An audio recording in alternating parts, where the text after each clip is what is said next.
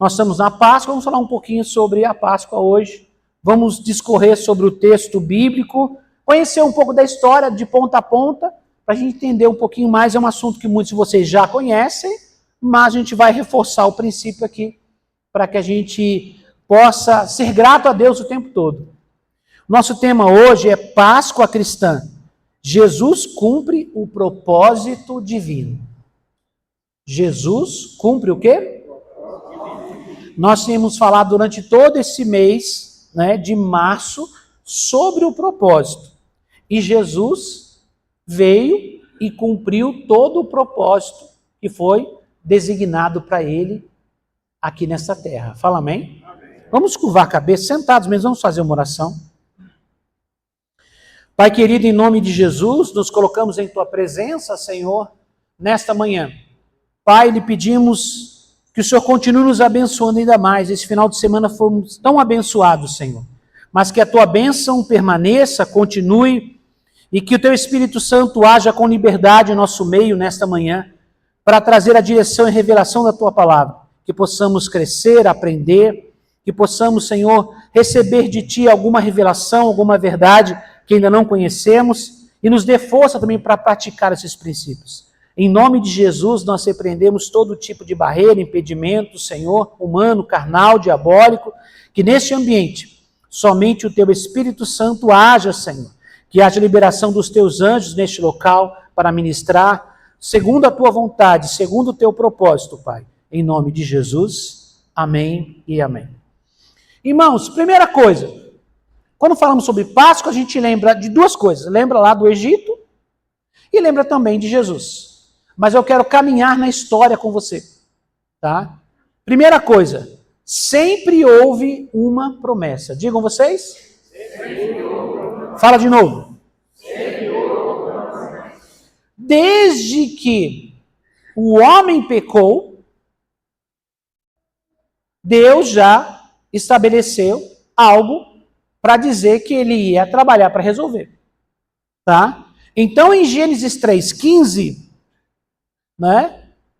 quando há um decreto de castigo para o homem e para a mulher, e quando Deus fala com a mulher, ele fala algumas coisas, que o seu domínio será para o seu marido, tal. Não posso nem falar isso agora, posso ser preso. Vocês sabem que o negócio está feio. A lei não chegou ainda não, mas vocês sabem que... Verdade, irmão. Vocês estão atualizados ou não? Tá? Então, só para vocês saberem, tá? Fique esperto. Esse ano é ano eleitoral. Cuidado com quem você põe lá, tá? Vamos lá. Continuando, porque eles falam em nosso nome, tá? Não esquece disso. O deputado, o senador, ele está lá trabalhando leis. E eles falam em nosso nome. Quando você vota em alguém, você assina um cheque branco e manda ele falar no seu nome. Então, não reclama depois se você colocou porcaria lá. Tá? Então fique esperto, tá bom? Esse é um ano de mudar as coisas, porque tá complicado, irmãos, é uma lei em cima da outra. Não proíbe de ter igreja, mas proíbe a igreja de pregar o evangelho, com leis. É para amordaçar a igreja, tá? Vamos lá, continuando.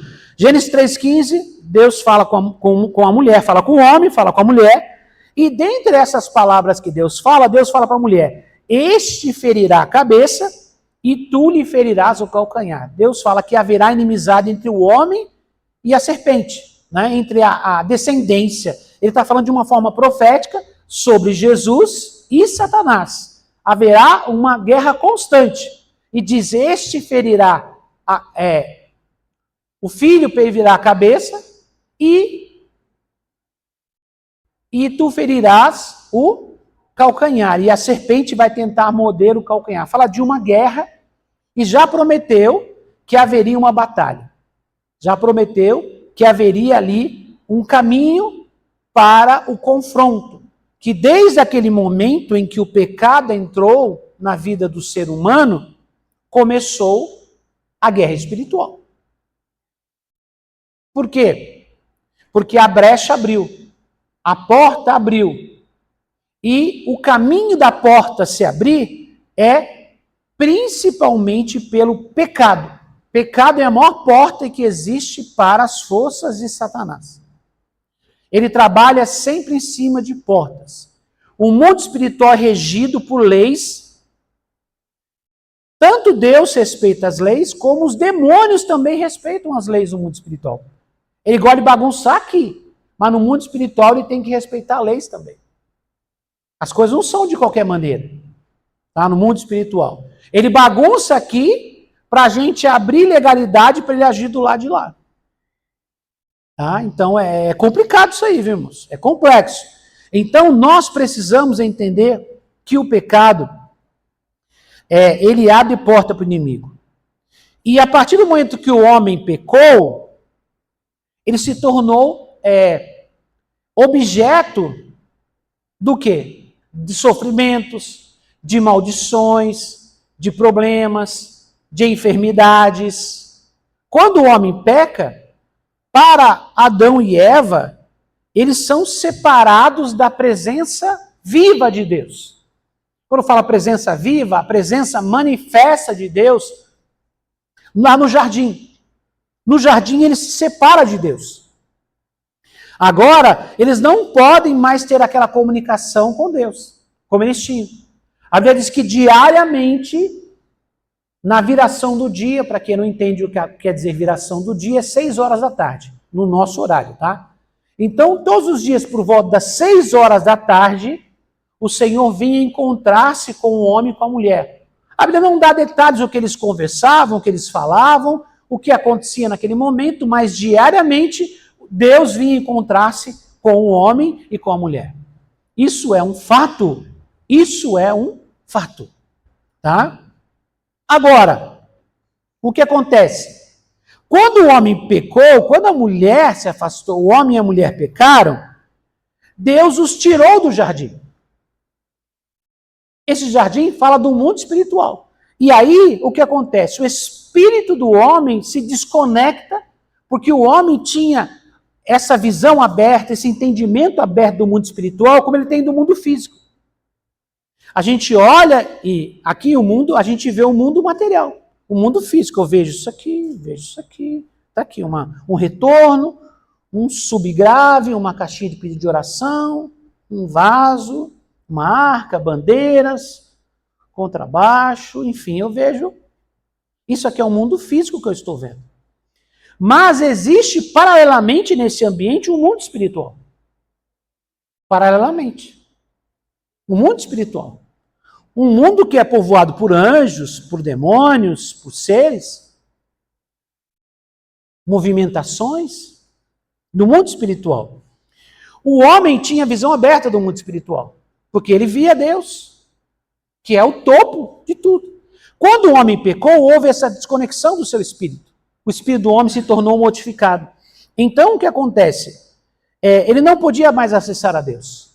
E Deus, de uma certa forma, começou a trabalhar para resolver essa questão. Mas essa questão ainda era incompleta. Põe para mim a próxima tela, para mim. Aqui, ó. Apocalipse, eu vou ler isso aqui e vou explicar isso para vocês melhor. Apocalipse 13, 8, a segunda parte diz assim, ó. O cordeiro que foi morto desde a fundação do mundo. Então, João está falando, citando o cordeiro que foi morto desde a fundação do mundo. Então, lá no Apocalipse, no final de tudo, o Senhor está dizendo que o cordeiro foi morto quando? Mas Jesus morreu só depois. Mas já estava decretado que haveria um sacrifício para perdoar os pecados dos seres humanos. Deus já havia determinado que haveria um. Então, há uma diferença de tempo cronológica entre o tempo da promessa e o tempo do cumprimento da promessa. Mas se Deus falou, Deus cumpre. Fala amém? Guarde isso. Deus falou, Deus vai cumprir. Não é no meu tempo, não é no seu tempo, não é do jeito que eu acho, não é do jeito que você acha. É do jeito de Deus. Enquanto isso, enquanto esse cordeiro de Deus que tira o pecado do mundo, que foi determinado desde a fundação do mundo, Deus vai trabalhar algo para não perder a conexão com o homem. E eu vou explicar isso para você aqui. Todos esses sinais demonstram que Deus está trabalhando. né? No Antigo Testamento sempre houve um caminho para o retorno do homem à presença de Deus, mas ainda de forma o quê? Incompleta. Por quê? Porque o caminho que Deus ofereceu foi um caminho de ofertas e sacrifícios. Por quê? Porque a Bíblia diz que sem derramamento de sangue não há remissão de pecados. Vou repetir. Sem derramamento de sangue não há remissão de pecados. Porque o homem deveria morrer. Mas já no seu primeiro momento, pula para mim a próxima tela e a outra também. Eu inverti aqui. Pula para mim aqui. Gênesis 3:21. Só para mostrar uma coisa aqui. Não, depois dessa tela, depois desses versículos, Igão, põe para mim. Só para eu falar. Aqui, ó. Fez o Senhor Deus vestimenta de peles para Adão e sua mulher e os vestiu. Pode voltar depois para lá, tá?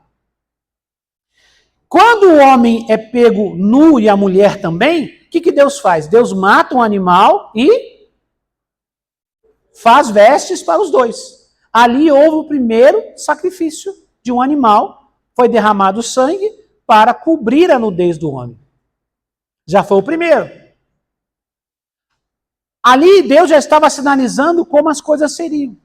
Para cobrir a vergonha, a nudez do homem e da mulher, alguém teve que pagar a conta. No caso, o cordeiro. Para que não fosse o homem. Pastor, mas isso já não resolveu? Resolveu para aquele pecado.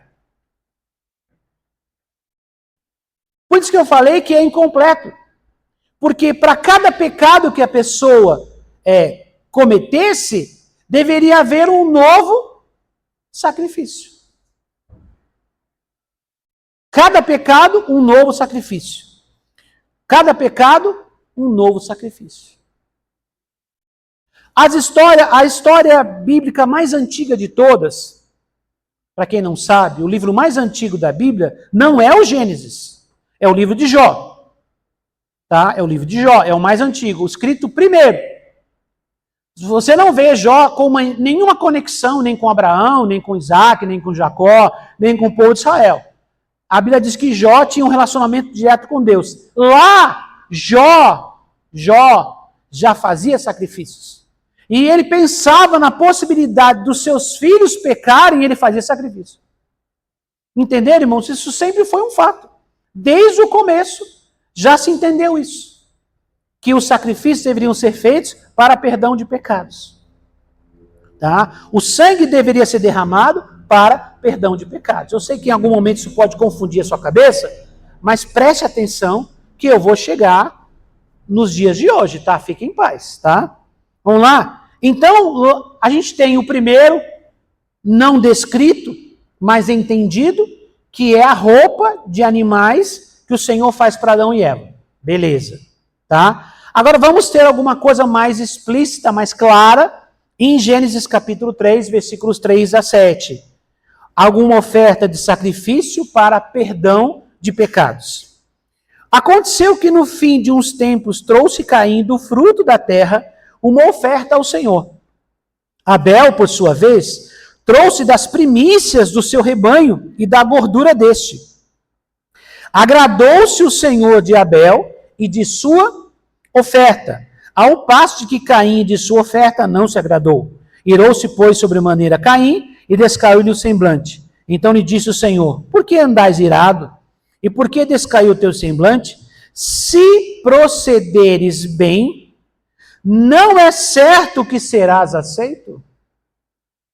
Pausa aqui, a gente vai continuar lendo. Então aqui o Senhor fala um segredo. Se você fizer certo, você será o quê? Aceito. Se você não pecar, está resolvido. Se todavia procederes mal, eis que o pecado jaz à porta, e o seu desejo será contra ti, mas a ti cumpre dominá-lo. Quer dizer, se o pecado, se um desejo, qual era o sentimento de Caim para com Abel? Qual era o sentimento? Qual era? Qual era o sentimento? Primeiro foi inveja. E depois foi o quê? Ira. Ele queria matar o seu irmão. O Senhor diz que isso é um sentimento. Tá? E diz assim, ó. Se todavia procederes mal, eis que o pecado jaz à porta. O seu desejo será contra ti. Ele vai lutar contra você. Mas a ti cumpre o quê? Dominá-lo. O Senhor falou para Caim, ó. Você tem o poder de controlar esse desejo. Eu estou só avisando. E estou avisando que se você não controlar, haverá consequências. Mas você pode, você tem o dever de dominar o desejo. Aí, irmãos, nós entramos numa questão. Vou sair do assunto e continuar no assunto, tá? Fique em paz. Nós vivemos dias hoje em que pessoas começam a ter desejos, sentimentos, pensamentos e falam assim, eu nasci assim. É famoso síndrome de Gabriela. Eu nasci assim, viver assim, vou morrer assim. Só faltou cantar Gabriela. Só os antigos vão entender, essa é brincadeira para os velhos. Né? Os novos não vão entender o que é isso. Né? Tinha uma música, uma novela muito famosa no Brasil, chamava Gabriela, e a música era cantada assim. Os antigos lembram? Sim? Sim? Cadê os antigos, gente? Levanta a mão aí, pastor Geraldo. Pastor Geraldo disfarçando, achando que é jovem aqui, ó. Meu Deus do céu. Aqui, ó. Os dois aqui, ó. Ó, os dois aqui, ó. Assim. Pelo amor de Deus, gente. Brincadeira à parte, irmão. Olha aqui pra mim. Então, hoje em dia é vendido o seguinte, se você tem um desejo, vai lá e faz. Siga o seu coração. E a Bíblia diz que enganoso é o coração do homem mais do que todas as coisas. Então, irmãos, aqui o Senhor já está dizendo para Caim, você tem que dominar o seu desejo, porque senão ele vai falar contra você. Pecado tem consequência. Eu tenho que aprender a dominar os meus desejos. Eu tenho que aprender a controlar sentimentos, intenções que estão dentro de mim. Porque estamos vivendo dias em que você pode ser o que você quiser. Já estamos avançando pessimamente para algumas áreas. Ultimamente a gente vê muita gente se vendo como um animal. Né? De vez em quando aparecem uns vídeos. Gente vestida de porco, rolando no chão. E dizendo que é um porco. Eu estou num corpo de ser humano, mas eu sou um porco. Tem coisa que é difícil caber na minha mente, irmãos. Eu tenho uma cabeça grande, sou filho de cearense. Mas é difícil caber na minha cabeça. Porque se a pessoa é capaz de ela entender que está num corpo físico e que ela é um porco, significa que ela pensa. E se ela pensa, ela não é porco. Simples assim. Que a ciência diz animais racionais e irracionais. O único animal racional qual é? Ciência, tá? Não estou falando de religião. É ciência. O único animal racional qual que é? Ser humano. A partir do momento, né, como diz o texto, penso, logo existo. Então, se eu penso, eu sou um ser humano. Se eu sou um ser humano que pensa, eu não posso ser um porco. Se eu fosse um porco, eu nem ia pensar, eu sou um porco. Mas não tem lógica nenhuma, zero de lógica, não só na coisa natural, como também na ciência. Mas isso é uma perturbação. É a degradação da natureza humana. O ser humano foi criado como o principal da criação de Deus. Deus o formou com as suas próprias mãos. Os animais, os seres criados, foram criados pela palavra. O ser humano, a Bíblia diz que Deus o formou com as próprias mãos. E o próprio Deus soprou o fôlego de vida para esse ser humano. E Deus tinha uma relação pessoal com esse ser humano. Com nenhum outro animal. Então, você trocar que você é um ser humano para você ser um bicho, um cachorro, um urso, pode ser o bicho mais lindo do mar, eu sou uma águia. Cuidado. Vai voar alto demais e cair, né? A mitologia já conta de Ícaro, não é assim não? Botou asas, subiu demais as asas, né? Então, irmãos, cuidado, não desvalorize, Deus te criou a sua imagem, a sua semelhança. Não é para viver no lixo, não é para viver na miséria, não é para viver derrotado, não é para viver humilhado, não é para ser cavalo de Satanás. Você é o filho de Deus, você é templo do Espírito Santo. Deus te criou para a bênção, é uma relação profunda com Ele. Isso é um privilégio, isso é uma bênção. Você não é qualquer um. Ai, pastor, minha vida está toda desgraçada. Mas hoje Deus pode mudar a sua história, Deus pode mudar a sua vida. Não deixe o diabo enganar você, que você não vale nada, que você não tem valor. Né? Não, você tem um valor porque Jesus entregou a vida por você. Já vai chegar lá. Voltando aqui para o meu assunto aqui, principal. Então, irmãos, o desejo, o sentimento, Deus disse que o homem pode dominá-lo. Pode dominá-lo, se ele quiser. É questão de escolha. Eu escolho fazer o bem ou eu escolho fazer o mal. É uma questão de escolha. Se eu escolher seguir o caminho do que é certo, Deus vai me dar força para viver esse caminho. Pastor, é fácil? Não. Mas é possível. Tá? Continuando aqui, então, Deus começa, a partir desse momento, começa a haver o quê? Um princípio de sacrifícios para perdão de pecados. Então, quando alguém pecava, deveria fazer o quê? Um sacrifício. Por isso que eu disse que era incompleto. Porque a cada pecado deveria haver um novo sacrifício. Eu fico pensando se naquela época antiga já tinha tudo isso. Imagina se fosse o dia de hoje. O cara passar a vida sacrificando. Misericórdia. Que o mundo só piora. Não ia acabar os animais, é isso, gente? Meu Deus do céu. Vamos lá. Esse tipo de sacrifício, pula aquele que eu já li antes, tá, Igão?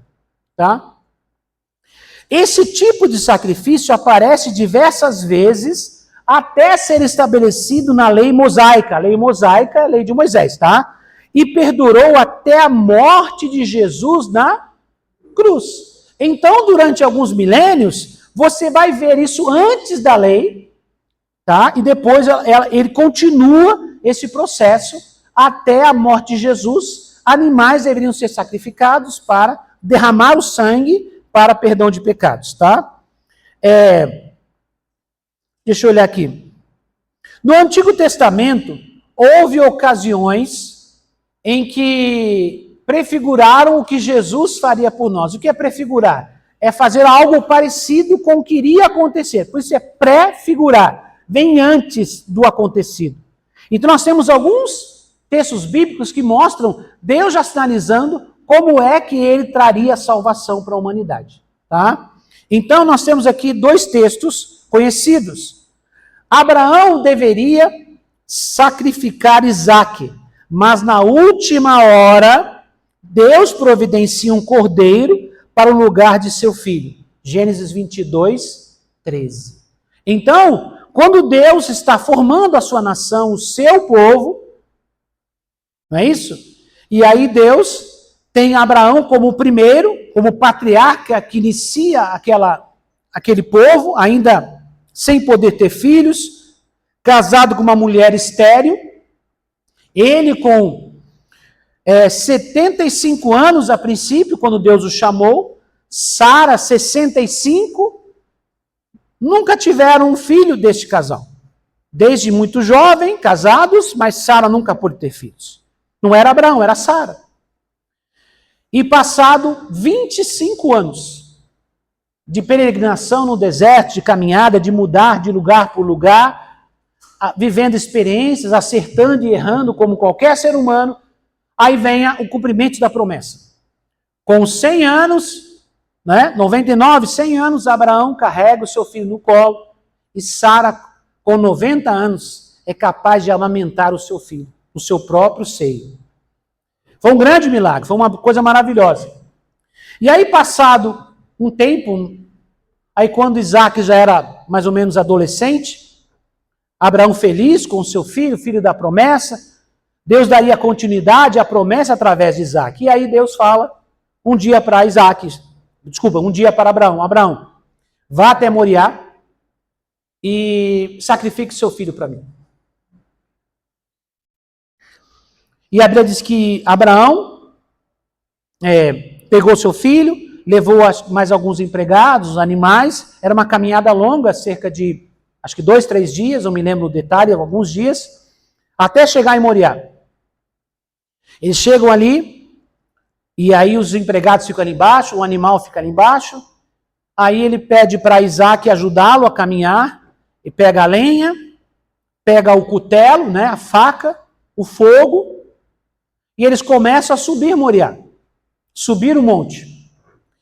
E aí Isaac, por já conhecer o processo, porque ele andava com o pai sempre fazia sacrifício, então ele sabia como funcionava. Aí Isaac pergunta para o pai: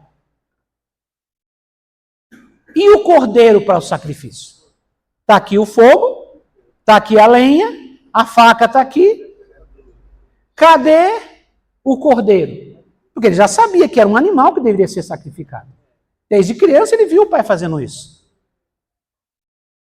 Aí imagine o coração de Abraão, irmão. Me arrepia só de pensar. O coração de Abraão, o que Abraão responde? Deus proverá por ti. Daí vem o famoso Deus proverá, né? Que é o traduzido, que todo crente sabe que é o Jeová o quê? Jeová Jiré. Deus proverá por ti. Daí começou a chamar aquele lugar, né? Por este nome, porque Deus proveu alguma coisa ali. Então, irmãos, a carta aos Hebreus, e Paulo também, né? Eles fazem citações deste momento, e fala que Abraão cria, porque o sacrifício era assim, irmãos.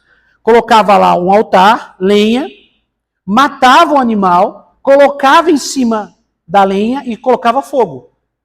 Então o sacrifício não era só matar, também era queimar depois, porque aquela fumaça, a gordura era uma adoração a Deus. O sangue derramado na terra era para o perdão do pecado e a fumaça que subia era para adorar o Senhor. Certo? E aí, irmãos, a Bíblia diz, né, no Novo Testamento, que Abraão cria que Deus podia ressuscitar o seu filho das cinzas. Ele não falou nada, ele não murmurou, ele não contaminou a mente de Isaac. Ele podia falar um monte de coisa para Isaac, né? Deus mandou, você é obrigado a fazer, eu te amo, meu filho. Não é o que eu quero, mas é o que Deus quer. Podia falar um monte de bobagem, não podia? Mas não falou. Cuidado com o que você passa para a sua família, para os seus filhos. As suas lutas são as suas lutas. Não roube a fé dos seus filhos. Cuidado com o que você comenta à mesa, com comentários que você faz. Se você está chateado com alguma coisa, não roube a fé das pessoas. Porque é a sua prova. A sua prova você tem condição de passar, mas a sua própria prova você passa. Às vezes você chama para a prova gente que não está na prova, e ele acaba sendo reprovado e você aprova. Você passa por aquilo, vence, e aí você deixou pessoas contaminadas perto de você. Vou dar um exemplo mais simples assim, ó. Já ouviu falar assim, briga de marido e mulher, ninguém põe a colher? Isso não é versículo bíblico, pelo amor de Deus. Não é. É só um ditado popular. Por que fala isso? Sabe por quê? Porque às vezes o marido e a mulher se desentende um pouco, não é assim ou não? Aí entra a gente no meio, a família, e toma briga, faz aquele coisa. Depois o casal reconcilia. É só love, não é isso? E aí os que brigaram ficam com a cara tudo inchada, não é assim não? Tudo passando vergonha, não se fala mais.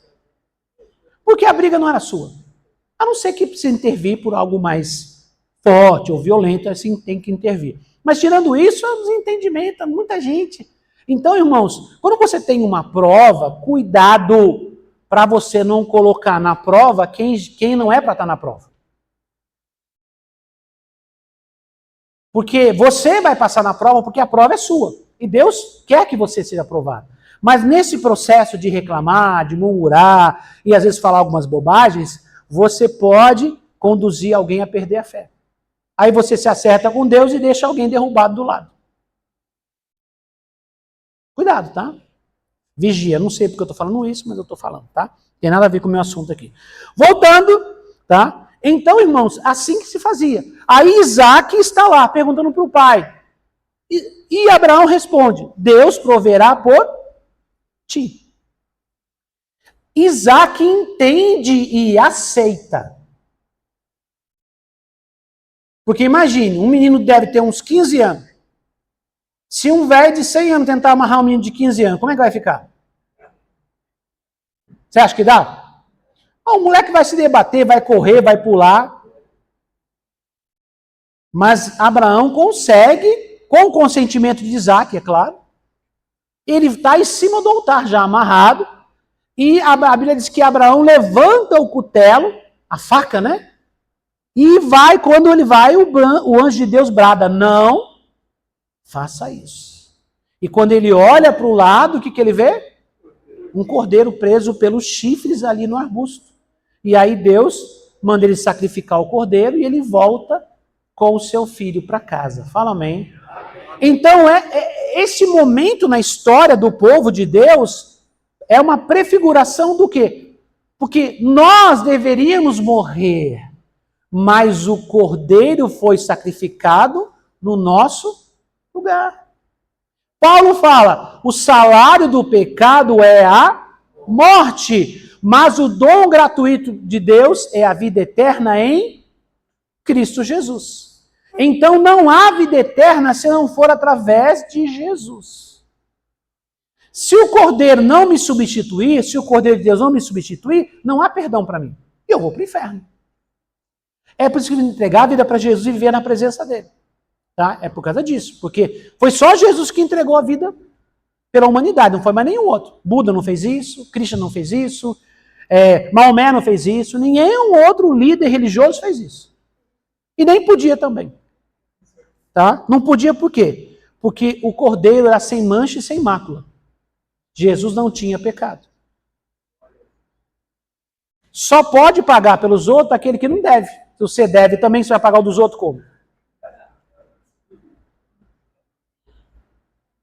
A Bíblia diz que Deus olhou do céu e não viu um justo sequer. Todos nós, sem exceção, somos falhos, somos pecadores. Então, por isso que Jesus precisou vir, porque não havia nenhum ser humano que pudesse representar a raça humana para trazer salvação. Tá? Continuando aqui. Outro sinal, outra prefiguração do que iria acontecer. Na saída do povo do Egito, que é a Páscoa, que é a Páscoa original, o sangue do cordeiro deveria ser aspergido aonde? Nos umbrais das portas das casas dos israelitas. Tá? Em Êxodo 12, 23 e 24, quando fala da Páscoa, né? Que a nossa atriz Yara nos explicou muito bem. Parabéns, Yara, ficou muito bonito. Parabéns à equipe da mídia, o vídeo ficou show. Yara, tu é artista, hein, Yara? Ó, tá. Ficou muito show, ficou muito bonito, gente. Os talentos estão aparecendo na igreja, fala mesmo. Glória a Deus. Pessoal da mídia que produziu tudo, filmaram até do lado de fora. Falei, que lugar de mata é esse que eles arrumaram aqui? Aí depois eu fiz a conexão e descobri que é ali, ó. É ali, ó. Ali no condomínio novo que vão fazer ali, né? Falei, entendi. Então, irmãos, voltando aqui. A questão aqui é o seguinte. O povo estava no Egito. E a Bíblia diz que haveria a 10ª praga. A 10ª praga seria o anjo da morte que mataria todos os primogênitos. E Deus falou, através de Moisés, para o povo de Israel. Falou, vocês vão fazer o quê? Vocês vão pegar um cordeiro, vão matar esse cordeiro, vão pegar o sangue desse cordeiro e vão passar nos batentes das portas, na madeira da porta. Aspergir, né? Passar. Pega uma esponja e passa nos batentes das portas das casas de vocês. E naquela noite, naquele dia, vocês vão fazer o quê? Uma refeição em família. Vai ter um pão sem fermento, vai ter ervas amargas e ali será também preparado um cordeiro. Vocês vão participar desta refeição em família. Esta é a Páscoa do Senhor. Fala amém. E aí, como é que aconteceu? Quando chegou por volta da meia-noite, o anjo da morte passou no Egito. E aonde havia o sangue nos batentes das portas. O anjo passou direto, não morreu ninguém. Aonde não havia sangue nas portas, o anjo da morte passou e levou o primogênito. Primogênito, para quem não sabe, é o primeiro filho. Então houve morte no Egito todo, inclusive no palácio de Faraó. E quando o povo viu aquilo, desesperado, os egípcios falaram: vão embora, vai. E lhe deram presentes, lhe deram bens, vasos de ouro, prata, coisas preciosas. Foi ali a primeira indenização da história. Indenização trabalhista. Não é, Fábio? Indenização trabalhista. Receberam todos os direitos, ele trabalhar de escravo a vida inteira, receberam todos os direitos agora. Estavam cheios da grana agora. Em Salmo 103 diz que o Senhor fez um milagre, não havia um doente sequer no meio daquele povo. Quase 3 milhões de pessoas não tinham um doente. E eles saíram e foram libertos e começaram a caminhada de direção ao deserto e finalmente à terra prometida. Então essa é a Páscoa tradicional. Não tem coelho, não tem ovo, tá? Tem cordeiro. Fala amém, irmãos? Tem. Vocês já comeram cordeiro? Quem já comeu carne de cordeiro? É gostoso. Em churrascaria, assim, para comprar é um pouco mais difícil. Tem, tá? Mas é um pouquinho mais difícil. Em churrascaria tem lá uma paleta de cordeiro, lá com um molhinho de hortelã, fica gostoso, né? Que é um prato mais oriental, com molhinho de hortelã. E qualquer dia experimentem, tá? Não é da nossa tradição, a gente gosta de carne de boi, não é isso? Eu, pelo menos. Eu gosto de carne vermelha, né?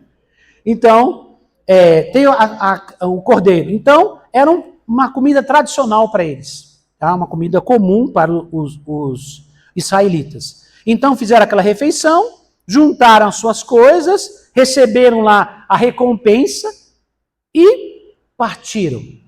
Então, essa é a primeira Páscoa. E a lei de Moisés dizia que essa Páscoa deveria ser comemorada anualmente. Anualmente deveria ser todo o primeiro começo de ano, novo ano dos judeus, está ligado mais ao mês de abril, como nós estamos agora, que é a Bíblia, o primeiro mês, começa-se o processo. Essa festividade chega a durar até 14 dias. Então, uma festa muito bonita, muito especial de Páscoa. Mas essa não é a Páscoa que estamos falando hoje. Essa aqui foi um sinal, uma prefiguração de como seria a Páscoa do Senhor. Ok? Vamos lá, continuando aqui. Essas histórias mostram... Você pulou, Igão?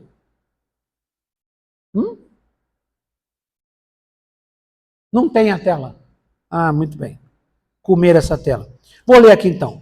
Essas histórias mostram o cuidado de Deus com o seu povo, mas também apontam para o maior evento da história. O maior o quê? Evento da história. Qual foi o maior evento da história? É isso que a gente vai falar agora. Tá?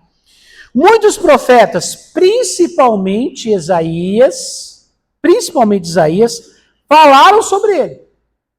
Então, desde os textos antigos, sempre o Senhor, em algum texto, está falando sobre que viria o Salvador. Então, lá no Salmo fala, e vai, enfim, muitos textos. Isaías é o principal, é conhecido como profeta messiânico. Mas muitos profetas vinham falando sobre o Salvador, sobre o Messias, sobre aquele que viria para salvar. As pessoas não entendiam muito bem como seria a salvação, né? Mas seria vinda de Deus. Então, irmãos, João Batista, agora a gente entra no Novo Testamento. João Batista, ao vê-lo chegar ao Rio Jordão, João Batista era aquele profeta que pregava, né, sobre prepare-se, porque está vindo, o Senhor está vindo, o Salvador está vindo. Ele pregava nos desertos, pregava ali perto do Jordão e batizava pessoas. Então, João Batista, ao vê-lo chegar ao Rio Jordão, exclamou: eis o Cordeiro de Deus que tira o pecado do mundo. João 1:29. Irmãos, quando João Batista fala isso, Jesus estava começando a aparecer, a primeira aparição de Jesus, num cenário assim mais de movimento. Até então até os 30 anos Jesus não era conhecido em Israel. Ele se preparava. ele começa o seu ministério através do seu batismo. A Bíblia diz que Jesus foi batizado não porque ele precisasse ser batizado, mas para servir de exemplo, para cumprir tudo. Porque a Bíblia diz que Jesus cumpriu toda a lei. Apesar dele ser o dono da lei, ele cumpriu toda a lei. Né? Então Jesus foi batizado. Quando João Batista vê Jesus chegando antes de ser batizado, ele aponta e fala: eis o Cordeiro de Deus que tira o pecado do mundo. João Batista já sabia que ele não seria um rei violento que ia matar o exército romano e salvar Israel. João Batista já sabia que ele não seria uma pessoa comum ou um grande líder. Não, ele seria um cordeiro que ele iria morrer no lugar das pessoas. Ninguém entendia que seria assim. Todo mundo achava e esperava que o Messias fosse um rei. Rei no sentido de coroa, de trono, que fosse um rei de um exército poderoso, que ia destruir os inimigos, que naquele momento o inimigo era Roma, que ele viria, por isso que teve muita gente que desistiu de Jesus. Que viu Jesus fazer milagres, que recebeu o milagre, mas porque esperava um Messias como um vingador e não como um salvador. Não entendiam. Mas João Batista, antes de Jesus começar o seu ministério, João Batista falou: eis o Cordeiro de Deus que tira o pecado do mundo. João Batista já sabia o que Jesus iria fazer. Fala amém? Amém. Glória a Deus. Vamos lá, continuando. No momento mais importante da história da humanidade, Jesus é crucificado e cumpre a promessa do Pai de um caminho completo para a redenção do homem. Vou ler mais uma vez, guarde isso aqui, é importante. O momento mais importante na história da humanidade. Esse é o momento mais importante na história da humanidade, em que Deus se fez carne e se sacrificou por nós. Esse é o ponto mais importante da história da humanidade. Tá? Jesus é o quê? Crucificado e cumpre a promessa do Pai de um caminho o quê? Completo para a redenção do homem. Por que um caminho completo? Lembra que eu falei que a cada pecado deveria haver um o quê? Sacrificiamento de sangue. Sacrifício tinha que ter sangue. Cada vez que pecava, tinha que derramar o sangue de um animal. Agora Jesus vem sem pecado e assume o nosso lugar na cruz. Quando ele assume esse lugar, o seu sangue é derramado não somente na cruz, mas por todo o caminho, quando ele é espancado, quando ele passa pela chamada Via Dolorosa, que ele caminha pelas ruas de Jerusalém até chegar ali no lugar fora de Jerusalém, na montanha, no Gólgota, ele chega lá e ele é crucificado. Ali o seu sangue é derramado. Você percebe que há uma prefiguração, né, do que foi feito antes, agora se torna realidade. O sangue está na cruz de madeira. Assim como o sangue estava, por exemplo, nos batentes das portas dos egípcios. Ali se cumpre a Páscoa de Deus. Fala amém.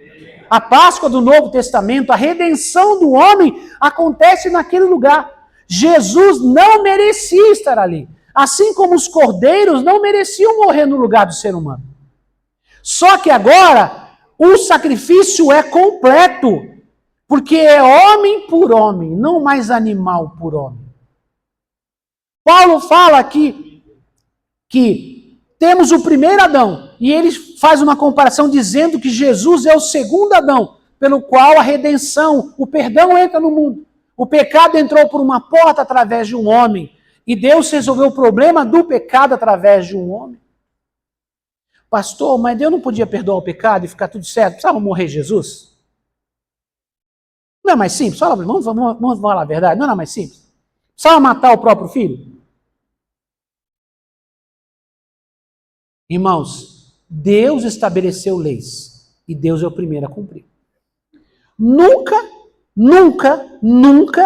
peça, ore invoque a Deus para ele quebrar uma lei que ele estabeleceu. Não entra nessa. Quem faz isso é feiticeiro. Nunca ore para amaldiçoar, nunca ore para espraguejar, nunca ore para destruir algo que Deus estabeleceu. Nunca peça oração para Deus separar um casal porque você quer casar com o marido dela. Você acha que não tem isso? Tem. Pastor, mas isso não é de igreja. Tem muita gente na igreja que vem pedir oração para isso.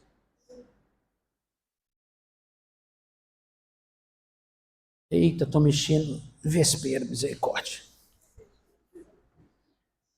Nunca ore contra leis que Deus estabeleceu. Ele estabeleceu a lei, ele não quebra as suas leis.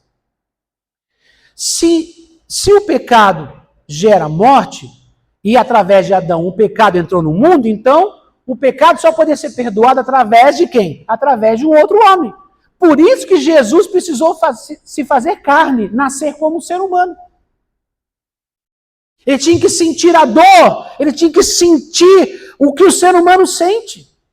Hebreus fala que Jesus é o sumo sacerdote que se compadece de nós, porque ele viveu as nossas dores. Ele foi traído, ele foi passado para trás, ele foi largado, ele foi entregue, ele foi vendido.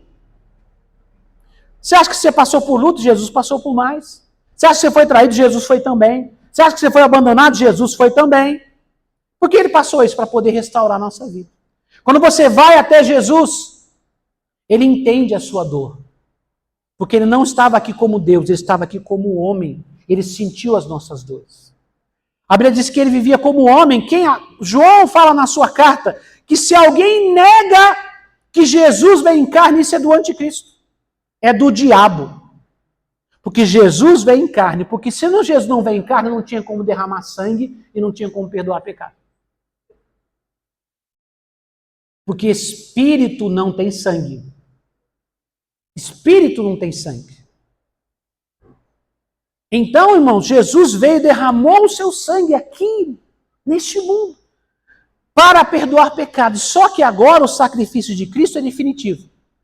Agora não precisa mais matar cordeiros, nem boi, nem animal, nem pombinha, nada. Nada, não precisa mais fazer aquele, uma vez por ano, botar a mão na cabeça do bode, falar, vai bode, vai embora. Eu ouvi falar do bode expiatório? Então, isso é de um texto bíblico. Uma vez por ano, o sacerdote ia lá, eram 2 bodes. Um bode tinha que morrer, ser sacrificado. E o outro bode, o sacerdote colocava a mão na cabeça do bode e passava todos os pecados para o bode, da nação todinha. Vai, bode, vai. E soltava ele no deserto. É verdade, é o termo do bode expiatório. Não vou entrar em detalhe aqui, mas só para você entender. Então, irmãos, agora o sacrifício é definitivo.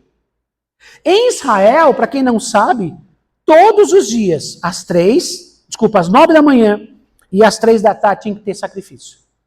Além do que o povo entregava, cada um entregava, em Israel havia um serviço diário. Às 9 da manhã sacrificavam um e sacrificava outro às 3 da tarde. Era um princípio do tabernáculo. Era o princípio do tempo. Era assim, tinha que acontecer isso todo dia, porque tinha que renovar essa questão do perdão, da restauração. Tá? É por isso que Jesus foi colocado na cruz às 9 da manhã e morreu às 3 da tarde. Nada é por acaso na Bíblia. Nada é por acaso. Tudo tem sinais, se você prestar atenção. Então Jesus morre, só que agora a morte de Jesus é definitiva. Então hoje nós não precisamos sacrificar animal, galinha, porco, bode, vaca, nada, nem cordeiro, nada. Tá? Hoje não precisa mais disso. Isso era no Antigo Testamento, porque agora há um Cordeiro de Deus que tira o pecado do mundo. Pastor, mas não tem que fazer isso. O que eu tenho que fazer, pastor? Eu tenho que entregar minha vida para Jesus e começar a caminhar com Ele. Fala amém. Numa mudança de uma nova vida. Por isso que fala nascer de novo. Porque é uma nova oportunidade para você começar a sua vida. Diante de Deus, zerada. O que é diante de Deus zerado? Os seus pecados são perdoados e Deus zera a sua dívida. Aí você começa de novo. Ok? Continuando aqui, ó. João 19:30 diz assim: Quando, pois, Jesus tomou o vinagre, disse, está consumado. E, inclinando a cabeça, rendeu o espírito. Quer dizer, ele morreu. Quando ele fala está consumado, quer dizer, está completo. Consumar é terminar algo. Por isso que essa palavra hoje, que eu falei para vocês, Jesus cumpre o quê? O propósito divino. Como assim? Jesus não morreu na cruz por um acidente de percurso. Ah, ele veio, era tão legal, mas não gostaram dele, mataram ele. Não, ele veio para morrer. Às vezes as pessoas olham para uma imagem de Jesus crucificado, não é assim? Tem muito, né? O Brasil tem muito disso. Um crucifixo. Aí olha para Jesus ali fragilizado, né? Tem Jesus ali. Aí tem gente que fica até com dó de Jesus. Ai, tadinho de Jesus. Tem umas assim que ele está deitado assim, não tem não? Depois, como se tivesse morto, umas imagens assim. Ai, tadinho de Jesus. Não, ele não é coitadinho. Ele é vencedor, porque ele cumpriu o propósito para que eu e você possamos vencer também. Ele venceu primeiro a morte, agora ele nos chamou para vencer a morte também. Fala amém? Que morte é essa, pastor? É a separação do homem para com Deus. Porque o pecado separou o homem de Deus. É a morte espiritual que a Bíblia chama. Agora, quando Jesus morre, ele abre um caminho para que o homem volte a relacionar-se com Deus. É por isso que no Antigo Testamento nós não temos quase casos de pessoas cheias do Espírito Santo. Agora, quando a igreja é estabelecida em Atos 2, todo mundo que está na reunião, que está buscando a Deus, é cheio do Espírito Santo.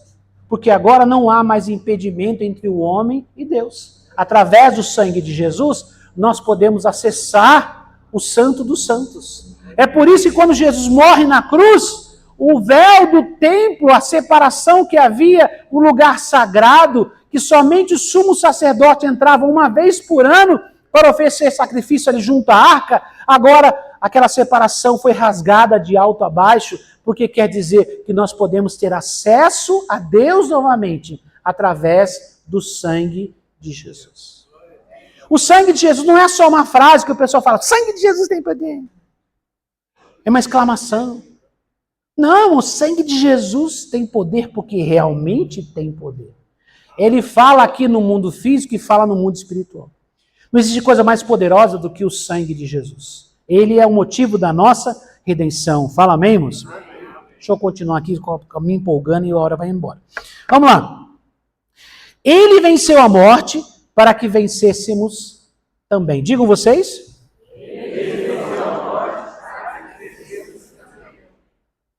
Eu acho que vocês estão meio desanimados. Vamos lá de novo?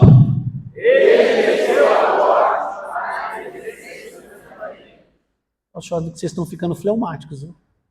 Eu que sou fleumático aqui, estou mais animado que vocês, coléricos e sanguíneos no território.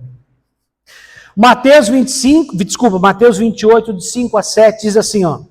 Mas o anjo, dirigindo-se às mulheres, disse, não temais, porque sei que buscais Jesus, que foi crucificado. Ele não está aqui, ressuscitou como tinha dito. Vinde ver onde ele jazia. E depois depressa e dizei aos seus discípulos que ele ressuscitou dos mortos e vai adiante de vós para a Galileia. Ali o vereis, é como vos digo. Fala amém.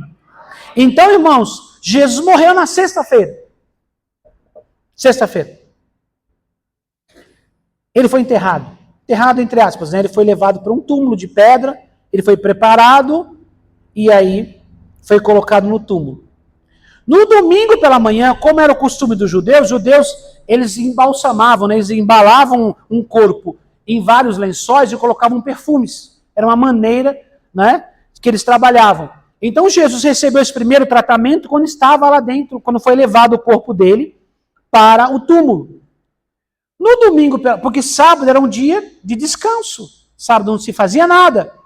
No domingo pela manhã, as mulheres foram até o túmulo que pensavam, será que de repente alguém vai rodar pedra para nós? A gente vai conseguir cuidar do corpo do Senhor. Passar mais perfume, enfim. Fazer o processo que eles faziam. Quando as mulheres chegam lá, Elas assustam por quê? Porque a pedra do túmulo já está rolada. Quando fala rolada, porque era uma pedra gigante, mas não era, né?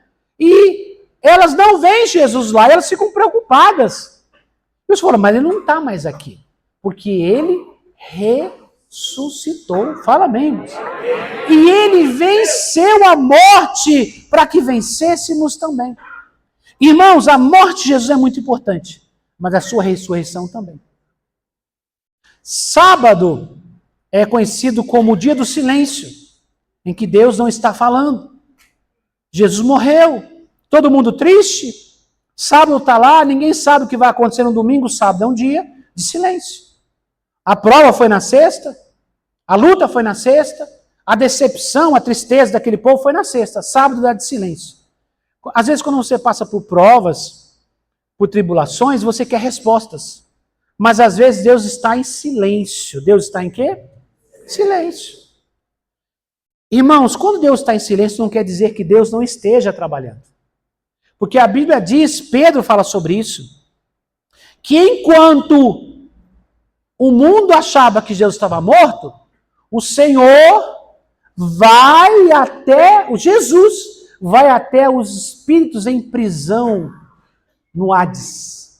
E a Bíblia diz que ele leva cativos os cativeiros. Cativo os que estavam, resgata os que estavam cativos. Irmãos, esse é um texto polêmico. Eu vou falar para vocês o que uma parte dos teólogos acreditam e ensinam. Quando Jesus conta a parábola do Hades, ele conta a parábola do rico e Lázaro, ele fala aqui de um lado estava Abraão e do outro lado estava o quê? O rico. Os que estavam por lado de lá estavam em sofrimento, os por lado de cá estavam em descanso com Abraão. Sim? Lembra da parábola? Alguns teólogos falam que quando Pedro fala que Jesus levou cativo o cativeiro, quer dizer que Jesus desceu, a Bíblia fala que ele desceu e pregou os espíritos em prisão. E levou o cativo o cativeiro e deu dons aos homens. Então, alguns teólogos defendem a ideia que nesse momento que Jesus morre na cruz, ele resgata os que estavam lá, da turma de Abraão, tá? Do grupo do Abraão. Ele resgata essas pessoas. Não há um texto claro sobre isso, há uma citação, como eu acabei de falar para vocês.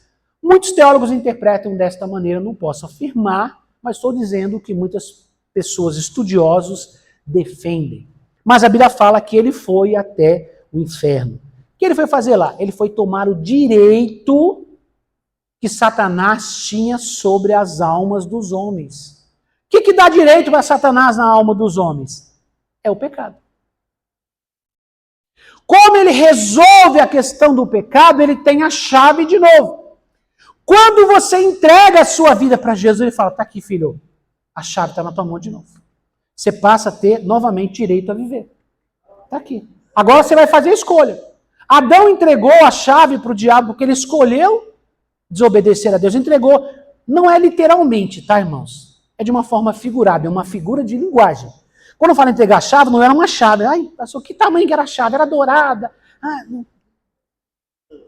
A chave é o direito. Ele entregou a chave na mão do diabo. Quer dizer, agora o diabo tem acesso à vida das pessoas. Quando Jesus morre, ele vai até lá no inferno, vai até lá no buraco, sei lá o nome disso aí, e ele resgata esse direito. Por quê? Porque o direito era com sangue.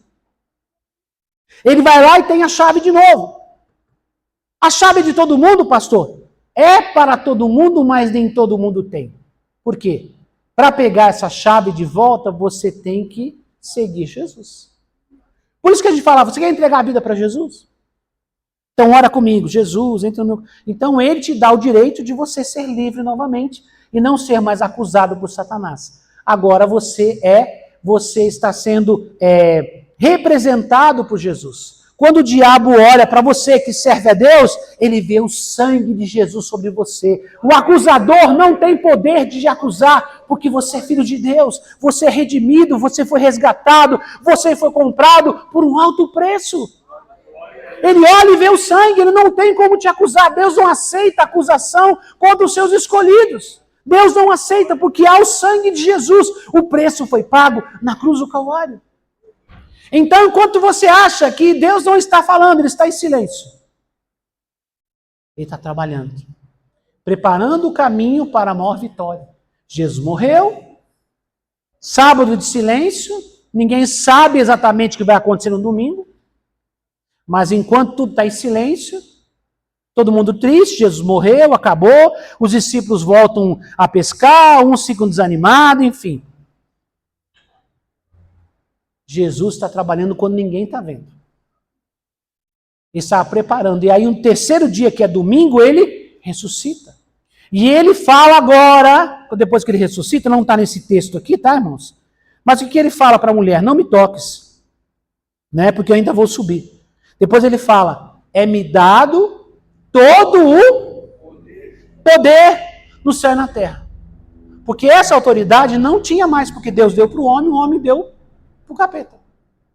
Agora ele tem esse poder para resgatar o homem, para poder vencer a acusação. Quando Satanás tenta nos acusar, e nós pertencemos a Jesus, estamos debaixo do sangue do Cordeiro, Satanás pode falar o que ele quiser, e Deus não aceita a acusação contra nós. Entenda isso, isso é muito importante. Então Jesus ressuscita dos mortos, e a Bíblia fala que ele é o primeiro, ele é o primogênito dos mortos. Porque um dia, se nós não estivermos mais aqui, se chamarem a nossa senha, antes de Jesus voltar, quando Jesus vier buscar a sua igreja, estiver arrebatando a igreja, a Bíblia fala que primeiro ressuscitarão os mortos do Senhor. Fala amém. Então ele foi o primeiro a ressuscitar. Nós vamos ressuscitar também para reinar com Cristo. Se estivermos mortos, se estivermos vivos, seremos levados também, servindo ao Senhor, é claro. Não vai ser todo mundo arrebatado, esquece, tá? Não vai ser todo mundo, não. A Bíblia fala, 2 numa cama, um será levado. 2 trabalhando no campo, um vai, outro não. Na parábola das 10 virgens, 5 entraram e 5 não. Tá? Então, não é todo mundo. Não é todo mundo por quê? Porque nem todo mundo quer. Há salvação para todos, mas nem todos querem. Tá? Então, a gente vai receber a nossa maior recompensa ainda. Estamos vivendo na misericórdia e na graça de Deus, mas receberemos a nossa maior recompensa. Então, Jesus venceu a morte para que nós vencêssemos também. Fala amém? Amém? Tá? Vamos lá. Nossa posição hoje, por causa da morte de Jesus na cruz. Isso aqui é maravilhoso, irmãos. Colossenses capítulo 2, até o versículos 12 até o 15, diz assim, ó. Tendo sido sepultados juntamente com ele no batismo. Por isso precisa batizar. Precisa, pastor? Precisa. Tá? Tendo sido sepultados juntamente com ele no batismo, o batismo prefigura a nossa morte e a nossa levantamento. Tá? No qual vocês também foram ressuscitados por meio da fé no poder de Deus que o ressuscitou dentre os mortos. O batismo é uma prefiguração do que Deus vai fazer conosco de uma forma definitiva na eternidade. Fala amém? Tá? Vamos lá, continuando. E quando vocês estavam mortos nos seus pecados. O que é morto no pecado? Significa que você não tinha relacionamento com Deus. Tá? E na incircuncisão da carne, o que é incircuncisão da carne? Quer dizer, sem aliança com Deus. Tá? Lhes deu vida juntamente com Cristo. Não há vida sem Cristo. Tá? Perdoando todos os nossos pecados. Vou repetir. Perdoando todos os nossos pecados. Cancelando o escrito de dívida que era contra nós e que constava de ordenanças, o qual nos era o quê? Prejudicial. Removeu inteiramente, cravando-o na cruz. Fala amém, irmãos? Amém. Perderam a oportunidade de falar um glória a Deus, um amém. Irmãos, isso é uma declaração de quem nós somos em Deus. O que Jesus fez por nós. Ele cancelou a nossa dívida. Ele pagou a conta. Zerou, pagou, cancelou.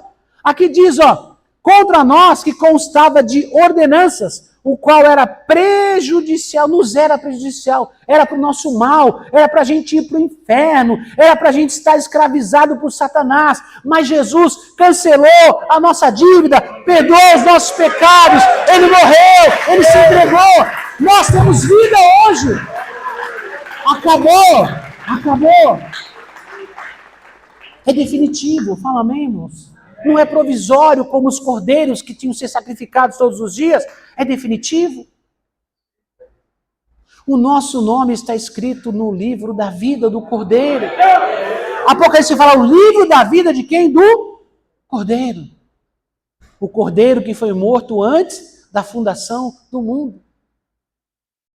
Qual a profundidade disso, irmãos? A simplicidade que nós temos no versículo que fala da grandeza de Deus. João 3,16 disse, porque Deus amou o mundo de tal maneira que deu seu único Filho, para que todo aquele que nele crê não pereça, mas tenha a vida eterna. Simplicidade de um versículo fala da realidade do amor de Deus. Continuando aqui. Eu parei aonde? E despojando os principados e as potestades publicamente, os expôs ao desprezo, triunfando sobre eles na cruz. Aqui fala do mundo espiritual, da guerra do mundo espiritual. Por quê, irmãos? Porque até então, Satanás poderia zombar, os demônios poderiam fazer o que eles quisessem. Agora, quem zomba deles é Jesus. Agora Jesus sai vitorioso. Agora Jesus sai vencedor. E ele traz a vitória consigo para compartilhar com aqueles que creem nele. Fala amém. A Bíblia diz que em Cristo Jesus nós somos mais que vencedores. Por que mais que vencedores? Porque a gente vence nessa vida e vence para a vida eterna. Não é uma vitória daqui. Não é uma vitória somente nessa vida aqui que você vive. É a vitória daqui e a vitória para a eternidade. Então Deus tem bênçãos para nós maravilhosas, mas nós temos que estar envolvidos no Senhor, temos que entregar nossa vida para Ele e permanecer na presença dEle. Fala amém, irmãos? E para finalizar, qual é o nosso desafio hoje como pessoas que servem a Deus? Vamos anunciar a grande obra de Deus Pai através da morte de Jesus na cruz. Irmãos, nós fizemos hoje uma caminhada na história bíblica. Foi uma caminhada, a gente viu desde Adão, trouxemos a história bíblica, os sinais que Deus dava, por que precisava de sangue para perdoar pecados. A gente trabalhou todo esse texto aqui até chegar em Jesus. Por que eu estou fazendo isso, irmãos? Primeiro, para honrar o Senhor, para poder reconhecer quem nós somos em Deus. E segundo, para que você entenda o que acontece. Como aconteceu, como as coisas funcionam, para que você possa ajudar outras pessoas a conhecer também. Quantas pessoas estão sofrendo e não entendem? Por que Jesus não podia ser Krishna, não podia ser Buda, não podia ser Maomé? Algum tempo atrás, há muitos anos, eu fui num local que era organizado pela LBV. Negócio perturbador, viu, irmãos? Coisa do inferno. Eles tinham uma sala lá, foi lá em Brasília, eles tinham uma sala lá, irmãos, que eles colocavam os grandes ícones da sociedade, pessoas que mudaram a história do mundo. Aí tinha lá Jesus, tinha outros, tinha John Lennon. Eu fiquei olhando, falei, o sangue de Jesus tem poder, mano. Os caras estão comparando Jesus com o John Lennon. Irmãos, Jesus não é mais um, ele é o único caminho que leva a Deus. Jesus não é mais um profeta, não é mais um homem bom, não é um espírito elevado, o maior espírito elevado que passou sobre a terra. Lembra quando Jesus perguntou para os seus discípulos, o que o povo está dizendo sobre mim? Ah, o senhor é um profeta, o senhor é Jeremias, Isaías, o senhor, sei lá, é João Batista, que voltou dos mortos, enfim, cada um falava uma coisa. E ele perguntou, o que vocês dizem sobre mim? Aí Pedro levantou e falou assim, tu és o Messias, quer dizer, o ungido, o Messias, o Filho de Deus. Quer dizer, aí o que Jesus fala? Isso não foi carne nem sangue que revelou para você, Pedro, mas foi o Espírito. Por quê? Porque não basta saber que Jesus foi um homem bom. Não basta saber que Jesus caminhou na terra. Ensinou a paz. Isso tudo é muito bonito, irmãos. E o diabo quer que você só creia nisso. O segredo é entender que Jesus é o Messias. Que ele é ungido, que ele é o Cristo. Não é só Jesus, é Jesus Cristo. Jesus tem muito, hein? Alguns de vocês têm nome de Jesus também? No seu sobrenome? Tem alguém tem, não? Alguém tem aqui, olha lá. Não é mais um Jesus. É Jesus Cristo. Porque Cristo quer dizer ungido. Em hebraico é Messias. Em grego é Cristo. Por que Jesus Cristo? Porque aquele que foi ungido para morrer no nosso lugar, para perdoar os nossos pecados. Ele é o Filho de Deus enviado a esse mundo para a redenção da humanidade. Então não é só mais um, que legal, Jesus é bom, não sei o que é bom também. Irmãos, não é nesse nível que eu estou falando. Somente Jesus pode salvar. Só Jesus pode salvar. Jesus, pastor, isso é radical demais. Jesus que falou isso. Ele falou assim, eu sou o caminho, a verdade e a vida. Ninguém vem ao Pai a não ser... Ninguém é o quê? A não ser por quem? Por ele. O pastor Jesus era radical, era. Ele era. Ele era muito bom, amoroso, mas em algumas coisas ele não negociava. Não dá para negociar princípios, irmãos. Tá? Então o único caminho que leva a Deus é Jesus. Então o que celebramos hoje na Páscoa dos cristãos, os judeus celebraram a Páscoa da libertação do Egito, que é muito bonita e foi muito bom naquele momento. Mas a Páscoa completa, plena, que não só salva o homem da escravidão aqui no mundo físico, mas conduz o homem para a eternidade, essa Páscoa é a morte do Cordeiro de Deus, que é Jesus Cristo. Fala amém. Eu quero convidar você para ficar em pé nesta manhã. Jesus é o único caminho. Não há outro caminho. Não há outra maneira. Devemos entregar nossa vida a Jesus, orar, dedicar o nosso coração a Ele e dizer, Senhor, nós somos teus. Entra no meu coração e vive na minha vida. A maioria de nós já fez isso. Mas todo mundo precisa fazer isso. Pelo menos uma vez na vida. E começar uma nova vida, começar uma nova caminhada com o Senhor. Em nome de Jesus, o Espírito Santo de Deus está aqui. Fala amém. E eu quero, aproveitando esta palavra que falamos hoje, eu quero saber se tem alguém aqui hoje que nunca fez isso, nunca entregou a sua vida para Jesus, fez uma oração simples. Tem alguém aqui hoje e gostaria de orar isso comigo? Eu te ensino a orar para você ter o seu nome no livro da vida. Se você nunca fez isso, você quer entregar a sua vida para Jesus aqui hoje? Eu quero orar por você. Tem alguém? Levante a mão. Tem alguém que quer fazer isso hoje? Você nunca fez? Pastor, eu venho na igreja, eu frequento a igreja. Frequentar a igreja é uma coisa, entregar a vida para Jesus é outra. Tem alguém que quer fazer isso hoje? Se alguém precisar dessa ajuda, a gente ajuda você. E a gente vai orar por você. Tem alguém que se afastou do Senhor. Não há vida longe de Jesus. Você se afastou do Senhor e quer voltar para a casa do Pai, quer viver na presença do Senhor. Se você fez isso, quer que a gente ore por você também hoje. Se tem, levante a mão. Não há problema nenhum, não. Todos nós já passamos por esse processo aqui, tá? Todos nós. Em algum momento, quando eu tinha 13 anos, um dia o pastor perguntou isso. E eu decidi, levantei minha mão e orei. Faz um pouquinho de tempo. Hoje eu tenho 58. Estou quase completando 45 anos que eu entreguei a minha vida para Jesus. Na verdade, já praticamente completa. E em julho vai completar 45 anos que eu fui batizado. Se você precisar dessa ajuda, a gente está aqui para ajudar você. Talvez você não queira levantar a mão aqui, tá, mas depois me procure. Para a gente poder orar por você. Não vá embora sem fazer isso. Não perca a oportunidade que Jesus está dando para você hoje aqui, nesta manhã, em nome de Jesus. E nós vamos orar nesta manhã. O que vamos orar, pastor? Vamos agradecer a Deus. Essa é uma oração de gratidão. Fala amém. Oração de gratidão. Para nós foi de graça, mas para Jesus custou a sua vida. Para nós foi de graça, mas para Deus Pai custou o seu próprio Filho. E é a hora da gente reconhecer isso, agradecendo. Agradecendo ao Senhor. Muito obrigado pelo teu amor, pela tua dedicação, por o Senhor se entregar por mim, por o Senhor me amar, por me aceitar mesmo com meus muitos pecados, com os meus erros, com as minhas falhas. O Senhor me amou, o Senhor me aceitou. Sabe, nós temos o privilégio hoje de receber Jesus em nossa vida e ter o Espírito Santo habitando em nós. É um privilégio grandioso, irmão. Somos moradas do Espírito. Antes o Senhor morava em prédios ou em tabernáculo ou numa arca. Hoje o Senhor mora dentro do nosso coração. Isso é um privilégio. Isso é prova que o Senhor nos perdoou e nos restaurou. Isso é motivo de muita alegria, de muita gratidão ao Senhor. Vamos agradecer ao Senhor, vamos orar. Pai, nos colocamos em Tua presença nesta manhã. E lhe agradecemos, Senhor, por este tão grande amor.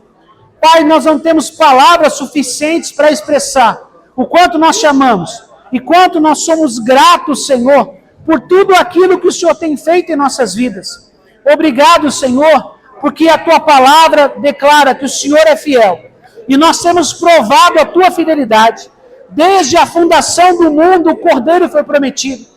Quando o homem e a mulher pecaram, o Senhor prometeu que alguém pisaria na cabeça da serpente. Pai, o Senhor vem prometendo e o Senhor cumpriu a Tua promessa, entregando o Seu Filho para morrer na cruz. Muito obrigado, Senhor, pelo Teu amor. Muito obrigado, Senhor Jesus, por se entregar em nosso lugar, em derramar o Seu sangue, em assumir a humanidade, o sofrimento, as dores humanas, mesmo sendo Deus. A Tua palavra declara que o Senhor se humilhou e assumiu a forma de servo. Muito obrigado por este amor, Espírito Santo. Nós agradecemos por habitar em nós, por viver em nosso meio, por colocar em nós dons e nos dirigir, em ser o nosso amigo, em ser o nosso consolador. Tudo isso é possível porque o Senhor é fiel. Muito obrigado pela Tua fidelidade, pelo Teu amor por nós. Nós honramos e glorificamos o Teu santo nome, Senhor. Nós te adoramos, Senhor. Nós te adoramos, Senhor. Glorificamos o Teu nome, Senhor.